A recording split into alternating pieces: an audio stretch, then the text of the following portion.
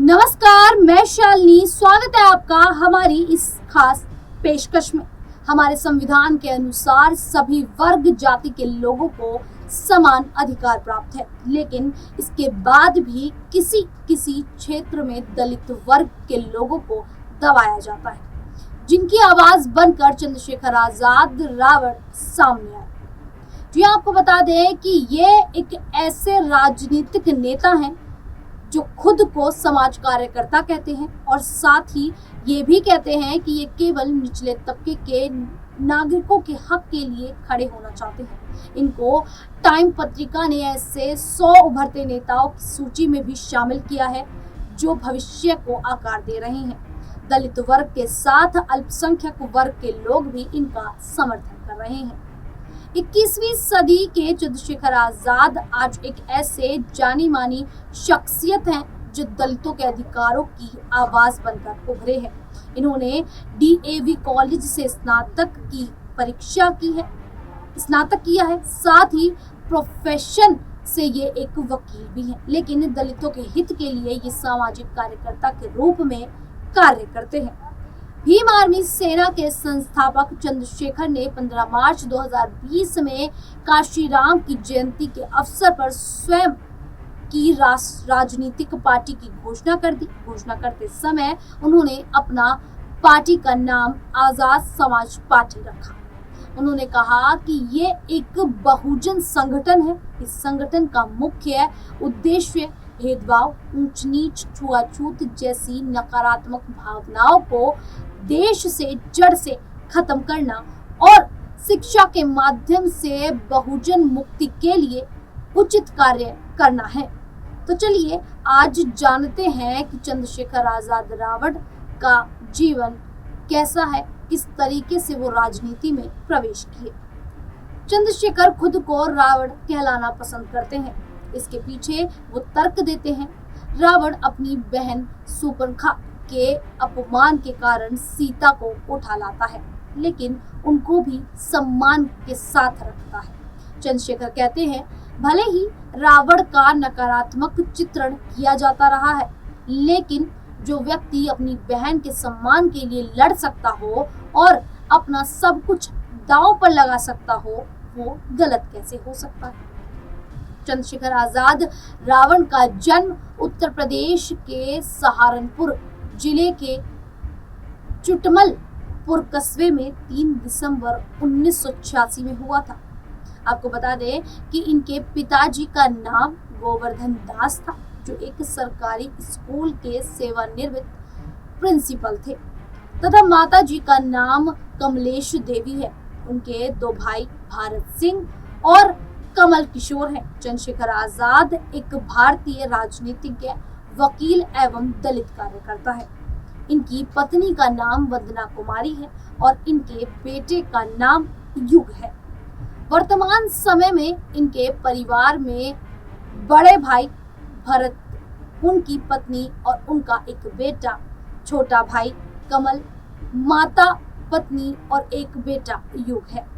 Chandrashekhar Azad Ravan Bhim army के संस्थापक और अध्यक्ष के रूप में जाने जाते हैं।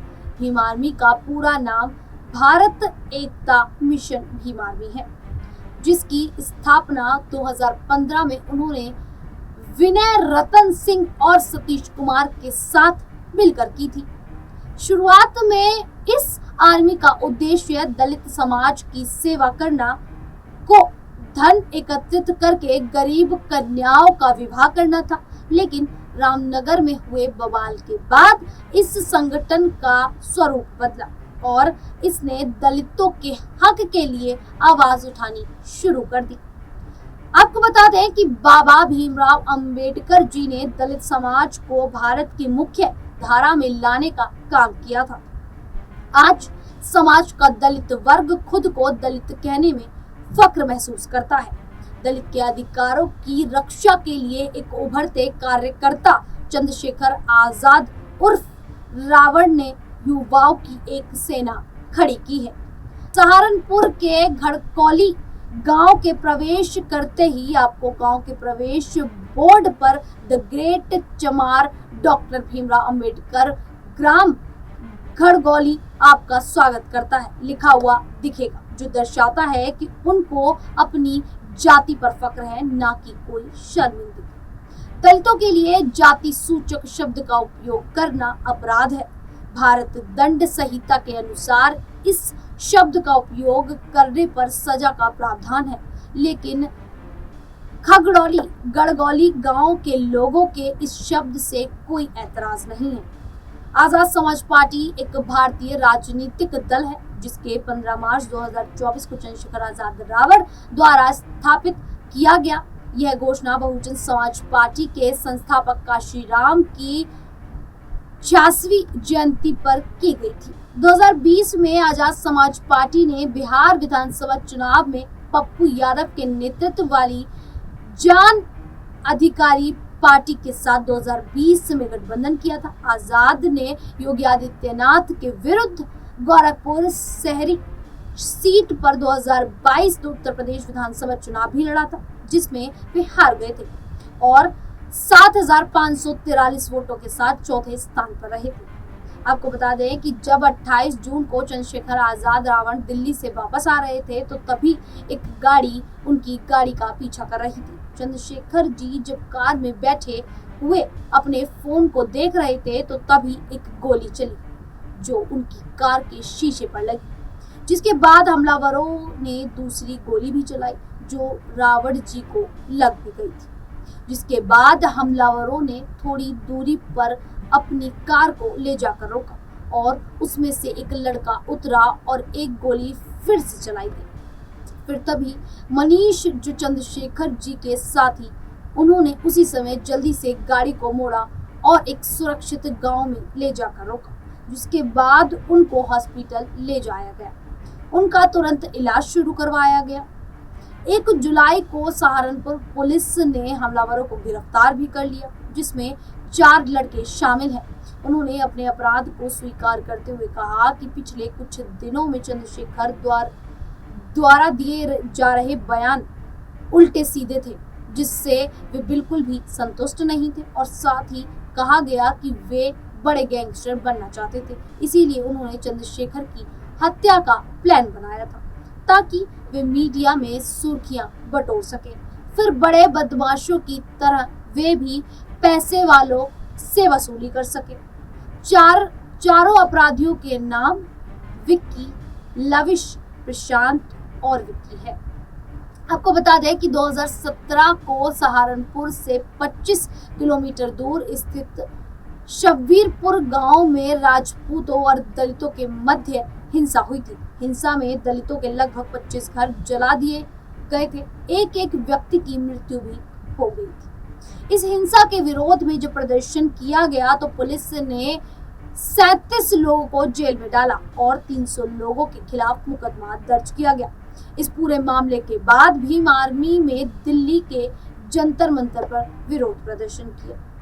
आपको बता दें कि उस समय विरोध प्रदर्शन करना मना किया गया था, लेकिन इसके बावजूद भी चंद्रशेखर आजाद को सहारनपुर हिंसा घटना के सिलसिले में गिरफ्तार किया गया। बाद में इलाहाबाद हाई कोर्ट ने जमानत दे दी थी। आपको बता दें कि गिरफ्तार इसलिए किया गया था क्योंकि दिल्ली पुलिस ने किसी को भी जामा मस्जिद से जंतर मंतर तक CAA के खिलाफ विरोध मार्च की अनुमति नहीं दी थी, जिसके बाद भी चंद्रशेखर आजाद ने विरोध प्रदर्शन किया था, जिसके लिए चंद्रशेखर को पुलिस द्वारा गिरफ्तार कर लिया गया और काफी दिनों तक हिरासत में रखा गया। बता दें कि 2 CCA विरोध प्रदर्शन में भाग लेने के लिए चंद्रशेखर आजाद हैदराबाद में दोबारा से गिरफ्तार किया गया था। हाथरस सामूहिक बलात्कार मामले के विरोध में चंद्रशेखर आजाद रावण को 2020 में 500 अन्य भीम आर्मी सदस्यों के साथ गिरफ्तार किया गया था। इन सभी को IPC की धारा 144 का उल्लंघन करने के लिए और महामारी रोग अधिनियम के दायरों के तहत गिरफ्तार किया गया था। जब चंद्रशेखर अपने समर्थकों के साथ दिल्ली गाजीपुर सीमा पर प्रदर्शन कर रहे थे, तब ये किसानों के साथ शामिल हुए। ओट कृषि कानून को तुरंत वापस लेने की मांग की, जिसके बाद चंद्रशेखर आजाद को एक बार फिर से गिरफ्तार किया।